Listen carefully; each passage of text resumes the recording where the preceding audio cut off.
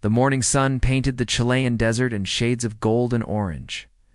Dr. Alina had been working alone at the remote research station for 3 months now, studying soil samples and rock formations in one of the driest places on Earth.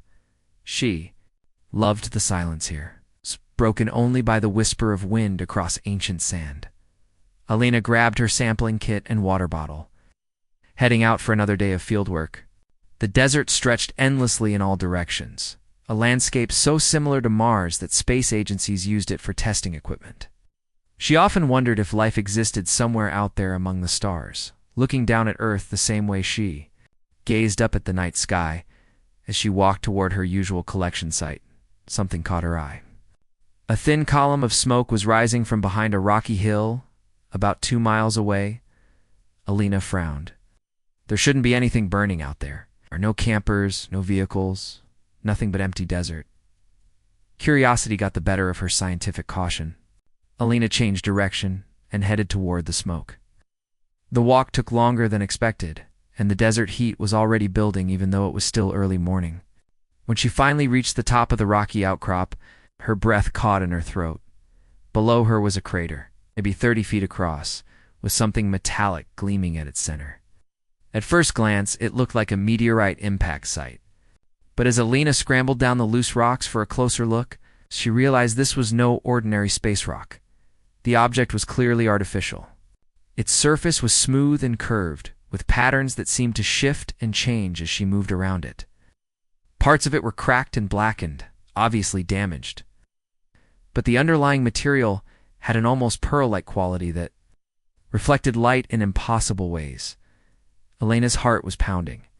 In all her years studying geology and astrobiology, she had never seen anything like this. The craft, because that's what it had to be, was about the size of a small airplane, but shaped more like a teardrop. Strange symbols were carved into its surface, glowing faintly with a soft blue light. She pulled out her phone to take pictures, then remembered she had no signal out here. The research station was too far away to call for help or advice. Alina was completely alone with what appeared to be proof that humanity was not alone in the universe. A soft sound from inside the craft made her jump. It wasn't mechanical, like cooling metal or settling debris. It sounded almost like a moan of pain. Alina's scientific training warned with basic human compassion she should document everything, call the authorities, follow proper protocols. But someone inside that craft might be hurt and dying. Alina found what looked like an opening in the side of the vehicle. The edges were twisted from impact, creating a gap just large enough for her to squeeze through. The interior was dimly lit by the same blue glow she'd seen outside, and the air felt warm and humid, almost tropical. The inside was unlike anything from Earth. Smooth walls curved around what appeared to be a pilot's area, with crystalline controls that pulsed gently, with light. But Alina's attention was immediately drawn to a figure, lying motionless on what might have been a bed or medical table. The being was clearly not human, but humanoid enough that Alina could recognize signs of injury and distress. She appeared to be female, with pale blue skin that had an almost luminescent quality. Her features were delicate and refined, with large eyes that were currently closed. Most striking were the small crystalline formations growing from her temples, like a crown of living gems. The alien's breathing was shallow and labored. Alina could see what looked like burns along her arms, and a dark stain that might have been blood on her clothing. She seemed to be made of some kind of metallic fabric that shifted colors as it moved. Alina knelt beside the injured being.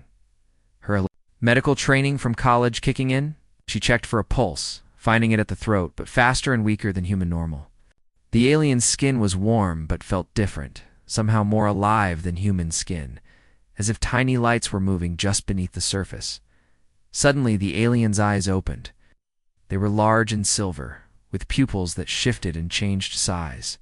As they focused on Alina's face, for a moment, both beings stared at each other in mutual shock and wonder.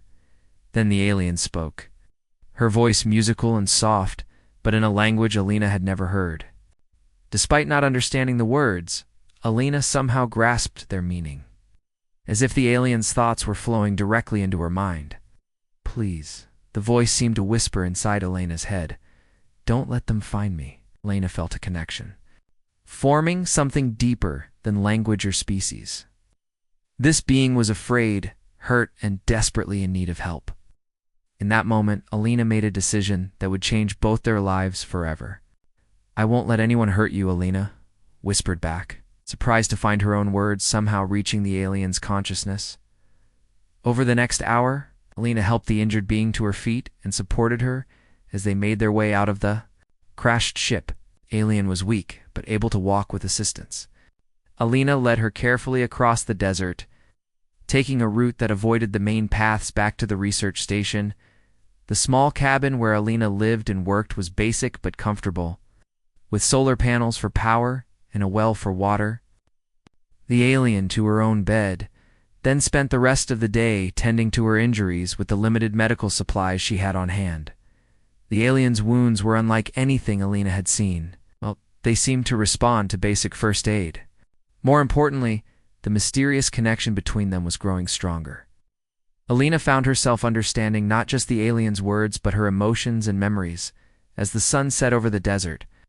Painting the sky in brilliant reds and purples, Elena sat beside her unexpected patient. The alien had told her, through their strange telepathic link, that her name was something that sounded like Zara. She was not just any alien visitor, but apparently royalty among her people, fleeing from something terrible back home. Elena looked out at the stars beginning to appear in the darkening sky. Yesterday, she had been a lonely scientist, studying rocks in the desert. Tonight, she was harboring a refugee princess from another world, connected to her by bonds she didn't understand but couldn't deny. The adventure of a lifetime had just begun, and Elena had no idea how dramatically her quiet life was about to change. All she knew was that she had found someone special, someone who needed her help, and someone who made her feel less alone in the vast universe than she had ever felt before. As Zara drifted into healing sleep, Elena made herself comfortable in the chair beside the bed, determined to keep watch through the night. Whatever came next, whatever dangers or wonders awaited them, she would face them together with this mysterious being who had literally fallen from the stars into her life. 3 weeks had passed since Elena found Zara in the desert, and their lives had settled into an impossible routine. Every morning, Elena would check on her mysterious guest, bringing fresh water and whatever food seemed to agree with Zara's alien biology. They discovered that fruits worked best, especially oranges and mangoes, which made Zara's crystalline crown formations glow brighter with apparent joy. The telepathic connection between them had grown stronger each day. What started as simple, shared emotions had developed into complex conversations without words. Elena would think about her childhood in California, and Zara would experience the memories as if they were her own.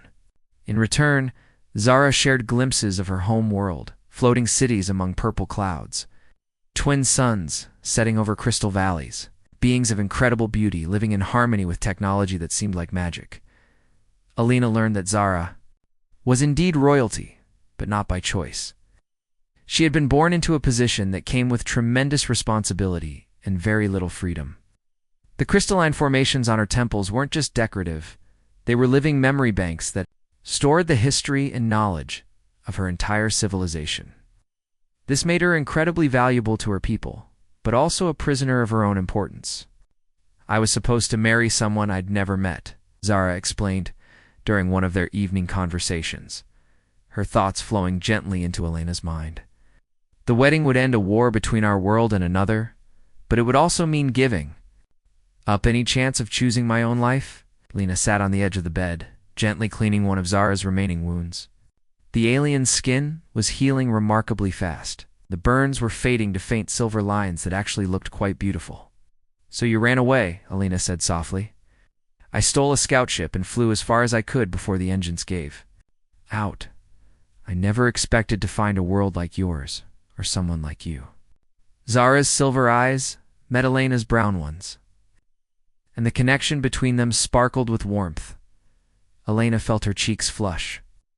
Over the past weeks, she had begun to realize that what she felt for Zara went far beyond simple compassion or scientific curiosity.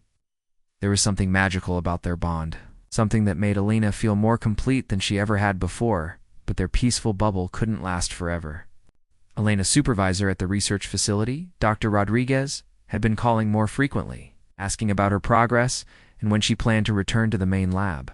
Elena had been making excuses, claiming she needed more time to complete her soil analysis, but she could hear the suspicion growing in his voice. "Elena, you've been out there for almost a month," Rodriguez said during their latest video call. "The project timeline doesn't allow for extended field work. I need you back here by next week." Elena's heart sank as she ended the call. Zara, who had been listening from the bedroom, appeared in the doorway with a look of understanding and sadness. "You have to go back to your normal life," Zara said, though her mental voice carried deep regret. "I can't keep hiding here forever." "What will happen to you?" Elena asked, though she dreaded the answer. "My people will find me eventually. They're probably already searching this system, and your government will detect their ships when they arrive." Zara moved to the window, gazing up at the stars that were just beginning to appear in the evening sky. "Both of us could be in danger when that happens." Elena joined her at the window, standing close enough to feel the gentle warmth that radiated from Zara's skin. "Then we need to figure out how to contact your people safely. Maybe we can arrange something that protects both worlds." Over the following days, they worked together to repair the communication system in Zara's damaged ship. Elena's engineering background, combined with Zara's knowledge of the alien technology, proved to be a powerful combination. The work gave them a purpose beyond just hiding, and Elena found herself amazed by how naturally they collaborated. Zara's technology was based on crystal matrices that responded to thought and emotion rather than traditional programming. Elena discovered she had an unusual talent for interfacing with these systems. As if her mind naturally resonated with the alien tech, Zara was delighted and amazed by this development. "Most beings can't interact with our thought crystals at all," Zara explained as Elena successfully activated a damaged navigation display. "The fact that you can suggests our mental connection goes deeper than either of us realized."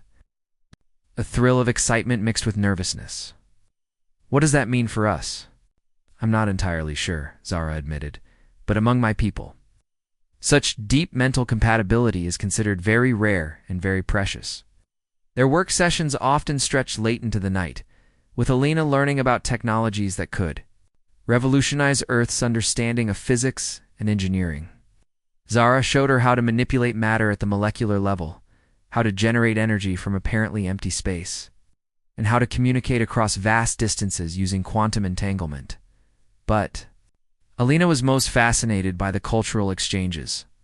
She taught Zara about human music, playing songs on her phone and watching Zara's crystalline crown pulse in rhythm with the melodies. In return, Zara shared the harmonic frequencies her people used for emotional healing, sounds that seemed to resonate directly with Elena's soul. They also shared stories of their worlds. Elena talked about Earth's history, its struggles and triumphs, the beauty of human art and literature.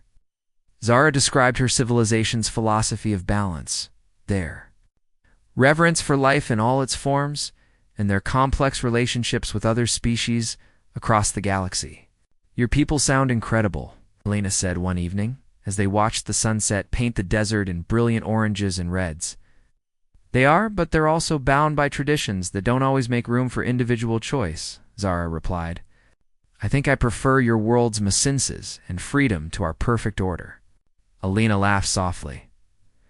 "Our world has plenty of problems too. Yes, but you're free to try to solve them. It's something my people gave up long ago in favor of stability."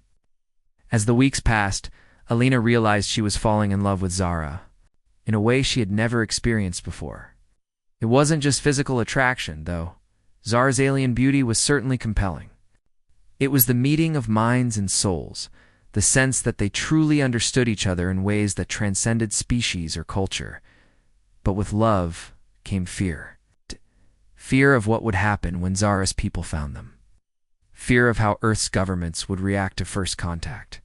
And fear of losing the most important relationship of her life to forces beyond their control. Elena could see the same fears reflected in Zara's silver eyes. They both knew their time together was limited, but neither wanted to acknowledge how quickly it was running out. For now, they had each other, and they had work to do.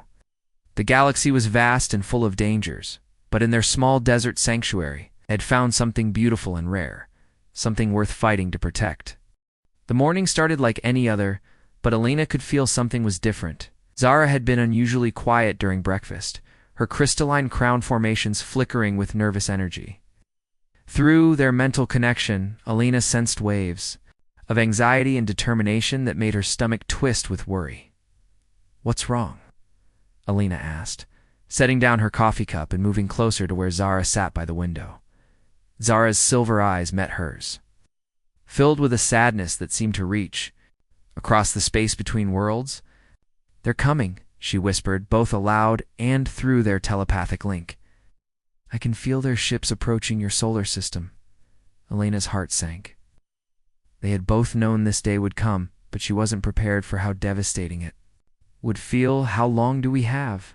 Maybe 3 days, maybe less." Zara stood and walked to the small table where they had been working on the communication repairs. "And that's not all. Your people are getting suspicious too." As if summoned by their conversation, Lena's phone rang. Dr. Rodriguez's name flashed on the screen, and Elena's hands trembled slightly as she answered. "Lena, we need to talk immediately." Her supervisor's voice was sharp and urgent. "Imagery has detected some unusual activity in your research area. There are reports of electromagnetic anomalies and unidentified heat signatures. I'm sending a team out to investigate tomorrow morning." Elena's mind raced as she tried to sound calm. "Haven't noticed anything unusual, sir. Maybe it's just equipment malfunction or solar interference. That's what we need to determine. Pack up your research and prepare for immediate extraction." "This is no longer optional, Elena," call ended, leaving Alina staring at her phone in shock. Zara had heard every word through their mental connection, and the pain radiating from her was almost unbearable. "So we have less than a day, Zara," said quietly Alina. "There's something I need to tell you, something I should have explained weeks ago." Alina turned to face her, dreading what was coming next. "The war I was supposed to end with my marriage isn't just between my world and another. It's affecting entire star systems. Millions of lives hang in the balance." Zara's voice carried the weight of impossible responsibility. "If I don't return and fulfill my duty, countless innocent people will die."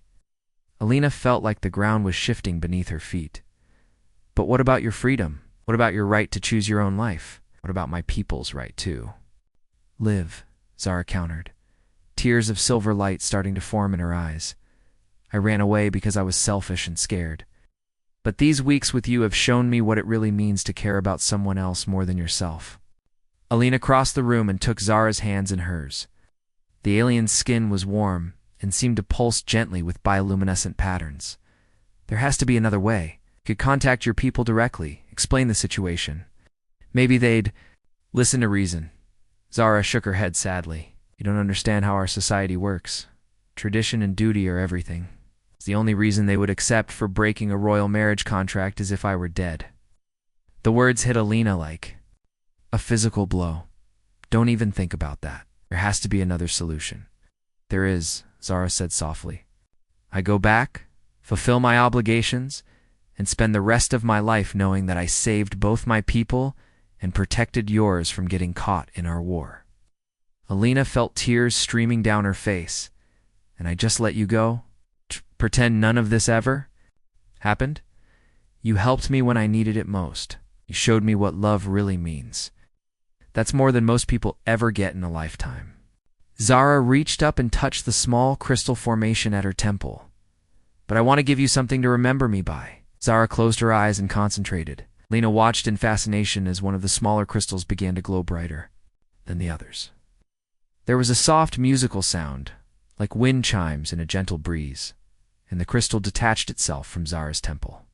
"This contains some of my most precious memories," Zara explained, placing the warm crystal in Elena's palm.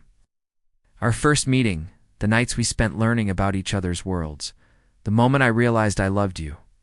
As long as you keep this close, part of me will always be with you."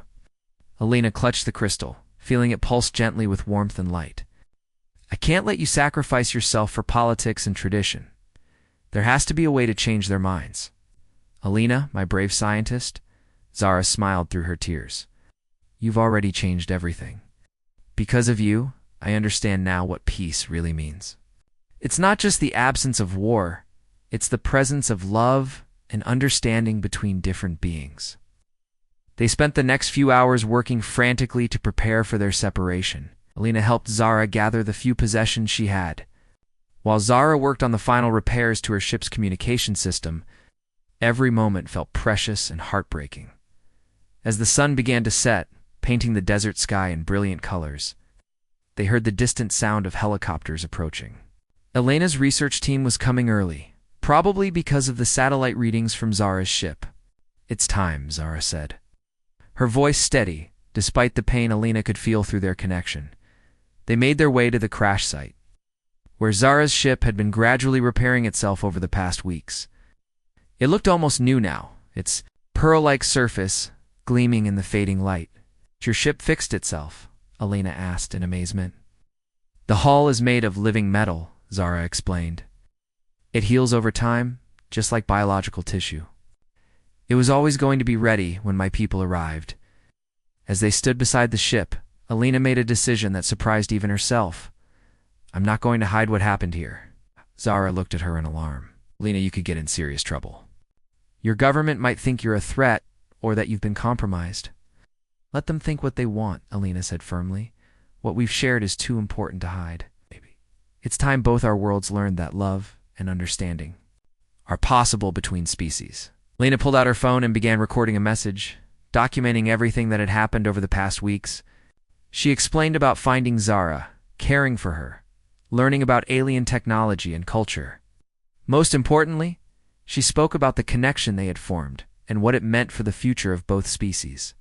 "If anyone finds this recording," Alina said to the camera, "know that first contact doesn't have to be about fear or conquest. It can be about friendship, learning, and yes, even love." Zara watched with amazement and growing hope. "You're risking everything." "Some things are worth the risk," Alina replied. "If there's even a small chance this could help prevent war or create understanding between our peoples, then it's worth it." The sound of helicopters was getting closer, and in the sky above, Alina could see strange lights that definitely weren't stars. Both rescue teams were converging on their location. Zara stepped closer to Alina, their hands intertwining one. "Last time, I have to go, but I promise you this isn't the end. Somehow, someday, I'll find a way to come back." "I'll be waiting," Alina whispered, pressing the memory crystal close to her heart. Zara's ship door opened with a soft hiss, and she stepped inside. Alina watched through the transparent hull as alien controls came to life around her. The ship began to rise, silent and graceful as a dream, as the craft disappeared into the star-filled sky. Alina stood alone in the desert, holding the crystal and the hope that their love story was just beginning, not ending. 5 years had passed since that heartbreaking night in the desert, but Alina could still remember every detail as if it happened yesterday. She now worked at a prestigious university in California, teaching astrobiology and leading research into the possibility of life beyond Earth. Her colleagues respected her insights and intuitive understanding of alien life forms. Though they never suspected the true source of her knowledge, the memory crystal hung around her neck, hidden beneath. Her clothes warm against her skin. Most days it felt like any other piece of jewelry, but sometimes it would pulse with gentle light. And Alina would experience brief flashes of images that took her breath away. She saw grand halls made of what looked like living crystal, with beings moving gracefully through spaces that defied Earth's understanding of architecture. She glimpsed Zara in formal robes, surrounded by alien dignitaries, her crystalline crown now more elaborate than before. But in every vision, Alina could see a distant sadness in those silver eyes, a longing that matched her own. Alina threw herself into her work, becoming one of the world's leading experts on astrobiology. She wrote papers about the theoretical possibilities of first contact, always advocating for peaceful approaches based on mutual understanding rather than fear or aggression. At conferences, she would speak passionately about treating potential alien visitors as individuals rather than threats. If we ever encounter intelligent life from another world, Alina would tell her audiences, we must remember that they have their own hopes, dreams, and fears, just like us. The key to successful contact is empathy, not weapons. Her colleagues often commented on how Alina seemed to speak from personal experience, though they assumed it was just her scientific imagination and deep understanding of biology. They didn't notice the way her eyes would drift to the stars during their conversations, or how she sometimes whispered words in a language no one on Earth had ever heard. Strange things had begun happening around Alina over the years. Electronic devices would flicker or malfunction when she was stressed or emotional. She found herself understanding complex astronomical phenomena without conscious study, as if the knowledge just appeared in her mind. Sometimes she would wake up speaking phrases in Zara's melodic language, though she could never remember what they meant. Dr. Chen, her research partner and closest friend at the university, had started asking questions about these oddities. Alina, your insights into theoretical xenobiology are incredible. But sometimes it's like you're working from inside knowledge rather than pure theory. Alina would just smile and change the subject, though she appreciated having someone who cared enough to notice. Dr. Chen had become like family over the years. It's one of the few people who could make Alina laugh during her lonelier moments. The loneliness was the hardest part. Alina had tried dating a few times, but no relationship could compare to the deep mental and emotional connection she had shared with Zara. How could she explain to someone that she had experienced true telepathic communication, that she knew what it felt like to share thoughts and emotions completely with another being? On quiet evenings, Alina would sit in her backyard observatory, scanning the stars with her telescope. She had built the small structure herself, partly for research but mostly because it made her feel closer to Zara somehow. The crystal would often grow warmer during these stargazing sessions, and Alina sometimes felt like she was receiving faint signals from across the galaxy. 3 years after their separation, these signals became stronger and more frequent. Alina began to realize they weren't just random flashes of memory, but actual attempts at communication. The messages were fragmented and exhausting for both of them to maintain across such impossible distances. But the meaning was always clear. Zara had not forgotten. She was working towards something important. Alina started keeping a journal of these telepathic contacts, documenting every image and emotion that came through their connection. She saw glimpses of what appeared to be negotiations between different alien species. Zara seemed to be in the middle of complex diplomatic discussions, using her position to influence decisions about war and peace. One particularly vivid vision showed Zara standing before what looked like a council of various alien beings, speaking passionately about something Alina couldn't quite understand, but the emotions that came through their connection were unmistakable. Determination, hope, and an underlying message that seemed to say, "Wait for me." Alina's work began to reflect these mysterious insights. She published groundbreaking papers on theoretical interspecies communication, drawing from principles she somehow understood without formal study. Her reputation grew. She was invited to consult on government projects related to space exploration and the search for extraterrestrial intelligence. During one particular government meeting, Alina found herself advising a panel of military officials about potential first contact scenarios. If we ever encounter alien visitors, she told them, our first priority should be establishing peaceful communication, not defensive postures. General Patterson, a stern man with decades of military experience, shook his head. Dr. Alina, you're being naive. Any species capable of interstellar travel would see us as primitive and potentially threatening. We need to be prepared for the worst-case scenario. With respect, General, Alina replied, feeling the crystal pulse warmly against her chest. I believe you're underestimating the possibility that an advanced civilization might value peace and understanding over conquest. Intelligence and wisdom don't necessarily go hand in hand with aggression. These meetings frustrated Alina because she wanted to share what she really knew, but she couldn't risk exposing Zara's people to potential human hostility or herself. 2 accusations of being compromised by alien contact. As the 5th anniversary of their separation approached, the telepathic communications began to change. Instead of random flashes of memory or emotion, Alina started receiving what felt like deliberate messages. Images of star charts, mathematical sequences, and what appeared to be countdown timers and alien numerals. Alina worked late into many nights trying to decode these messages using her understanding of Zara's language and culture. Slowly, a pattern emerged that made her heart race with excitement and terror. The signals seemed to be indicating a specific date and location, as if Zara was trying to arrange a meeting. The location coordinates, when translated to Earth terms, pointed to a place Alina knew well, the same desert research station where their story had begun. The date, if she was interpreting the alien calendar correctly, was only months away. Alina sat in her observatory one clear night, looking up at the stars with the crystal glowing warmly in her hand. For the first time in 5 years, she allowed herself to hope that their separation might not be permanent. Somewhere among those distant lights, Zara was working to find a way back to her, and Alina would be ready when that day came. "I'm still here," Alina whispered to the stars, knowing somehow that across the vast emptiness of space, Zara could feel her love and determination. "I'm still waiting for you." The crystal pulsed once in response, and Alina smiled through tears that were equal parts joy and anticipation. Their story wasn't over yet.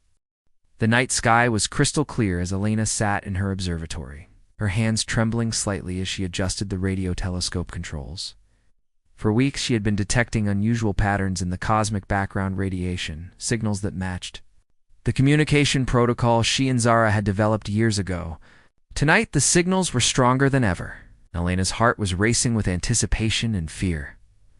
The memory crystal around her neck had been glowing almost constantly for the past 3 days, pulsing with warm light that seemed to synchronize with her heartbeat. Through their telepathic connection, Alina could feel Zara's presence growing stronger, as if she was approaching across the vast emptiness of space.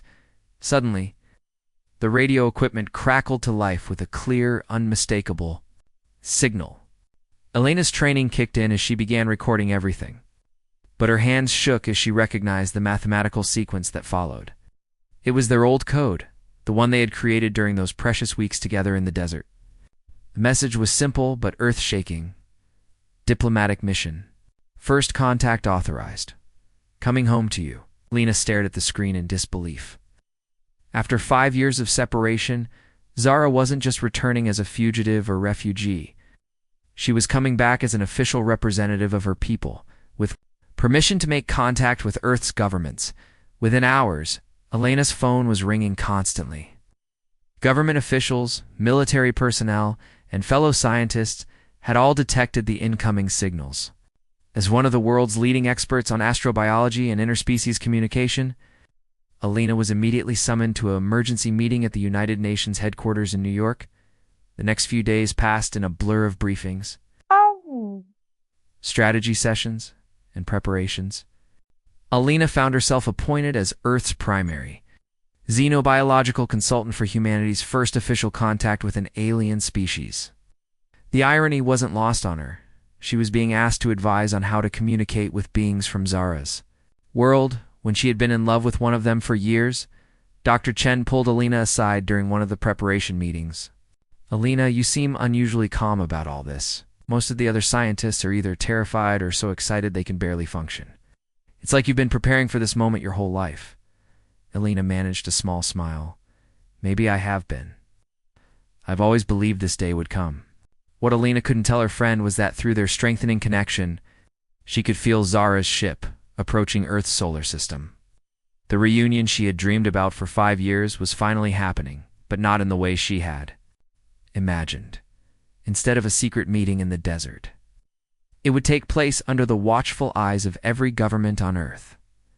3 days later, Alina stood in the specially prepared reception hall at the UN building, surrounded by diplomats, scientists, and military officials from dozens of countries. Everyone was nervous, trying to hide their fear behind professional facades. Alina was nervous too, but for entirely different reasons. The ship appeared in Earth's atmosphere without warning. Despite all the tracking equipment focused on space, one moment the sky was empty, and the next. An elegant craft of impossible beauty was descending toward the designated landing area in Central Park. Alina recognized the design immediately. It was similar to Zara's scout ship, but much larger and more ornate. As the ship settled gracefully onto the prepared platform, Alina felt the memory crystal against her chest grow almost too warm to bear. Through their connection, she could sense Zara's presence stronger than ever, mixed with nervousness and overwhelming joy. The ship's door opened with the same soft musical sound Alina remembered, and several figures emerged. They were all beautiful, in the way Zara's people were, with luminescent skin and crystalline formations marking their various ranks and specialties. But Alina's eyes were immediately drawn to the figure at the center of the group. Zara looked older and more regal than Alina remembered. Her crystalline crown was now elaborate and magnificent, marking her elevated status among her people. She wore robes that seemed to shift colors like oil on water, and she moved with the confident grace of someone who had grown into her power and responsibility. But when their eyes met across the formal reception area, Alina saw the same gentle soul she had fallen in love with years ago. The diplomatic mask slipped for just a moment, and Zara's silver eyes filled with joy and longing that matched Alina's own feelings. The formal introductions began, with Earth's Secretary General welcoming the alien delegation and expressing humanity's hope for peaceful relations. Zara responded in perfect English, though Alina could hear the musical undertones of her native language beneath the words. "Come in friendship and with hope for our peoples to learn from each other," Zara said, her voice carrying easily through the hall. "My world has sent me here because I have unique insights into human nature and the potential for cooperation between our species." Alina felt a flutter of understanding. Zara had used their relationship and her knowledge of humanity to convince her people that peaceful contact was possible. Their love story had become the foundation for diplomacy between worlds. When the time came for Alina to be introduced as Earth's xenobiological consultant, Zara's composure almost broke. Alina stepped forward professionally, extending her hand in the human gesture of greeting. "It's an honor to meet you, Your Highness," Alina said formally, though her voice carried deeper meaning that only Zara would understand. When their hands touched, the connection between them flared to life with intensity that made them both catch their breath. Alina felt Zara's thoughts and emotions flooding through their link. 5 years of longing, the political battles she had fought to make this moment possible, and the overwhelming joy of being reunited. "The honor is mine," Dr. Alina Zara replied, her telepathic voice whispers soft in Alina's mind. "I told you I would find a way back to you." The formal proceedings continued for hours, with technical discussions about trade, cultural exchange, and mutual defense agreements. But Alina barely heard most of it. Her attention was focused on the incredible fact that Zara was here, their separation was over, and that somehow their private love had helped bring two civilizations together. During a break in the negotiations, Zara approached Alina privately. They found a quiet corner away from the diplomatic crowds, and for the first time in 5 years, they could speak freely. "I kept my promise," Zara said softly, her silver eyes bright with tears of joy.